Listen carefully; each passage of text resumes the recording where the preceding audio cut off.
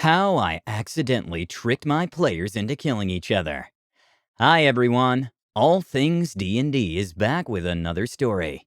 When a party grows attached to an NPC, things can get dicey. Listen how a party with a reckless murder hobo learns that not every NPC can be killed. Now, before I begin, I'd like to preface by saying I had zero idea this would end up happening. This happened over the course of 3 months out of game, between myself and my players. I was the DM for 7 players, though it was mostly 5 consistent players, and 2 that would join in from time to time. The party was traveling to an Elvish city to investigate a series of disappearances. Along the way, they met a traveling merchant and minstrel, Diavolo. Diavolo met the group while running for his life from a hill giant when the party saved him. They decided to adopt him into the group after they found out he had the paperwork needed to enter the city. They had very tight borders. They find out that Diavolo had a loving wife and 4 kids, with a 5th one on the way. Now to introduce the party. Since none of them doubled up on classes, I'll refer to them by their classes. The party consisted of Paladin, Barbarian, Cleric, Rogue, and Bard. Cleric and Barbarian are a couple in real life, so they usually side with each other in group debates. Barbarian was a full-blown murder hobo, extorting and stabbing friendly NPCs for money, burning people's homes down, etc. Paladin was the exact opposite of that. He was a golden boy, though he would still bash in a skull or two if it meant serving the greater good.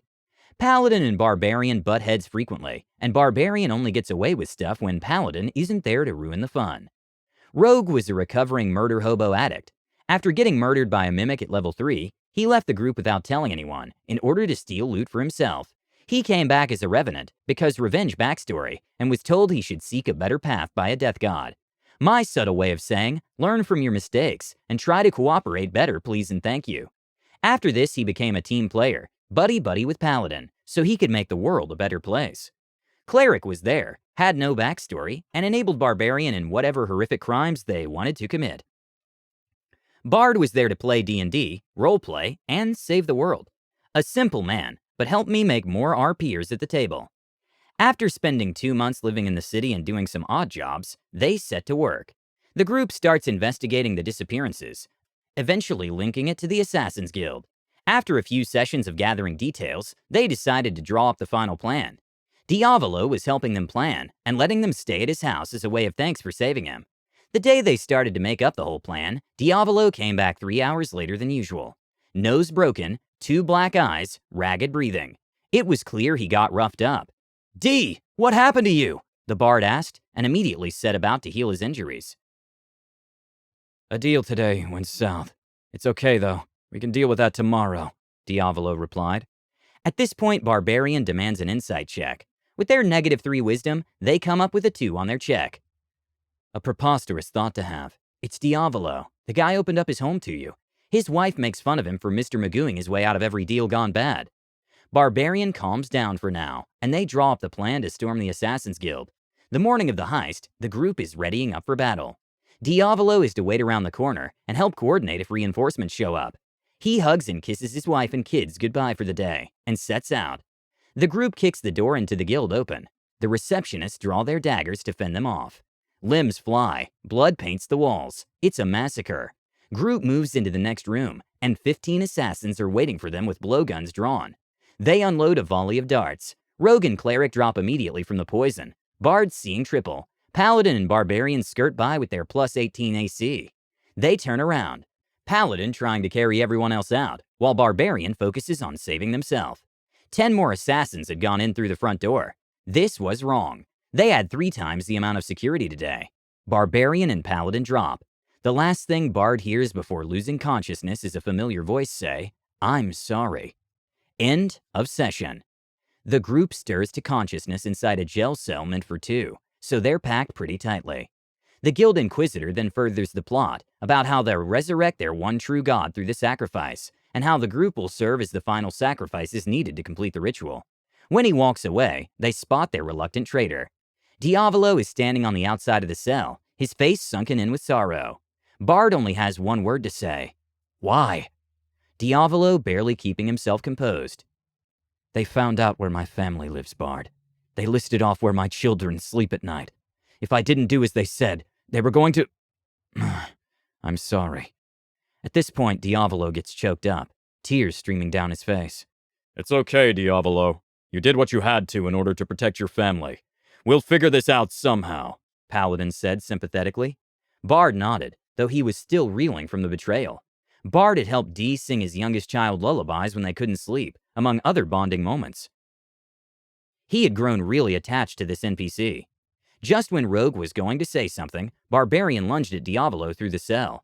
Since Diavolo was 4 feet away, Barbarian's arms were 2 inches away from his face. Barbarian. You slimy little shit! I'll gut you for this and use your intestines as jump rope! Using their rage, Barbarian just managed to bend the bars a bit. They were adamantine coated to be extra sturdy. Diavolo, visibly horrified, left the room quickly. 3 hours passed, in-game, and the group received their first meal, a small Cornish game hen. While Barbarian fought everyone else over who gets the bigger share, every one of their characters were like this. Be they a druid, a warlock, or a fighter, Bard and Rogue set to work like the secret geniuses they were. I was expecting them to try killing a guard for their keys, but Rogue stole a drumstick off the chicken, while Bard, using their jack-of-all-trades, ate the meat, snapped the bone, and whittled them into lockpicks for the Rogue to pick the lock with. After escaping, the group ended up defeating the cult and stopping the ritual. Then, Barbarian started running in the direction of Diavolo's home, with Paladin hot in pursuit. Diavolo was in the middle of packing up the family belongings with his wife before they picked their kids up from school to run out of the city. If the cult wins, Evil God rises and destroys the city. If the party wins, they kill him and his family. Barbarian walks in and unsheathes their greatsword. Diavolo, despite being a coward by nature, puts himself between Barbarian and his wife. Paladin runs in through the front door, his own greatsword unsheathed, and demands Barbarian drop their weapon. Barbarian turns their head and tells Paladin to shove it. I've been waiting to do this for weeks now. Paladin blitzes Barbarian. Barbarian takes a swing at Diavolo, and I describe their blade clash as sounding like a screech of metal, followed by a massive tuning fork ringing in the area. The party hears this and starts running to catch up.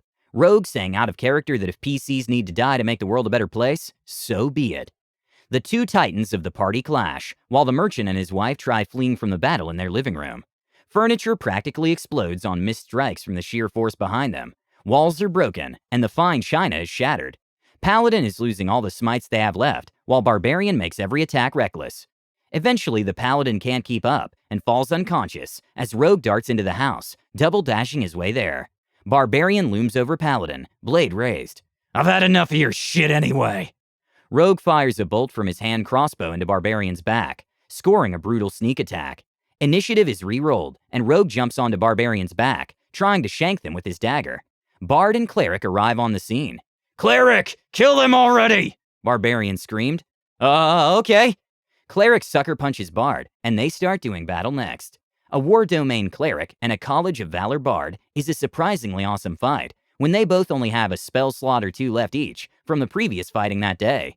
Eventually, Rogue manages to down Barbarian and fires a shot into Cleric's neck with sneak attack damage, downing Cleric as well.